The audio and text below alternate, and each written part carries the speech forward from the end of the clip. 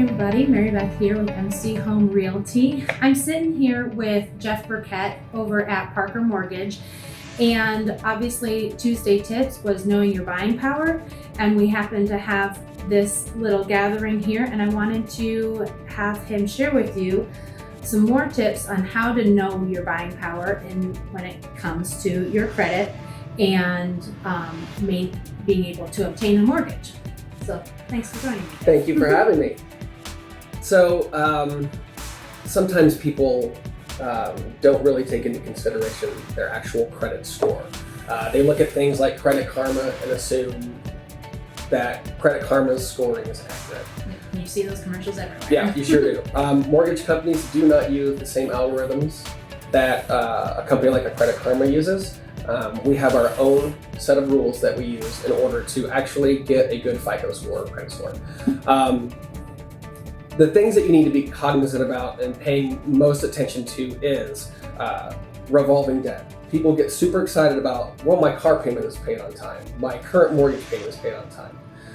That's fine, but we need 100% of the algorithm. So revolving debt is 30% of that. And what that means is your credit cards, your Macy's card, your gas card, your Discover card. Okay, so your car payment and your house payment are not revolving. Those are not revolving, okay? So revolving debt is the credit cards, and that means those balances fluctuate depending on how much you're spending every month. So we were discussing this a little bit earlier.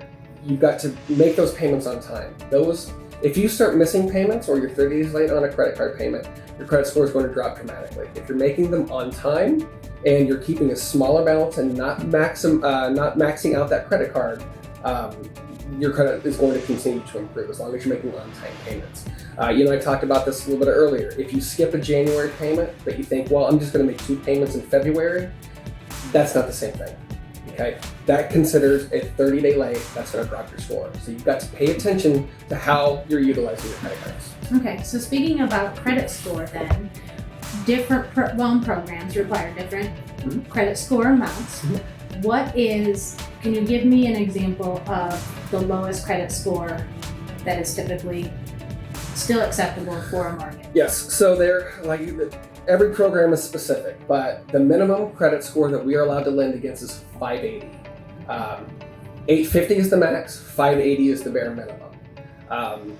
580 means your interest rate's going to be way higher. So ultimately, when you go to look at a mortgage and your credit score is so low, you're going to pay for your past history. So if you got a lot of accounts in collections and you've got a lot of credit card debts that you're just not paying, you're going to pay for that somewhere. One, you're going to have to pay that credit card back. 2, your interest rate with your mortgage is going to be higher because you're considered a risky lender. So the takeaway from that then is if you're looking to buy a house, look at your credit score, but don't just use Credit Karma. Talk to a lender. They'll be able to give you the exact number of where your credit is, and then based on your specific situation, they'll be able to counsel you as to how to get that up.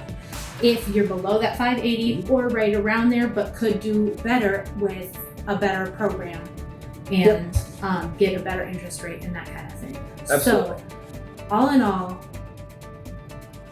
the first step you should always do if you're looking to finance a new home, don't start shopping for that home, as exciting as that is.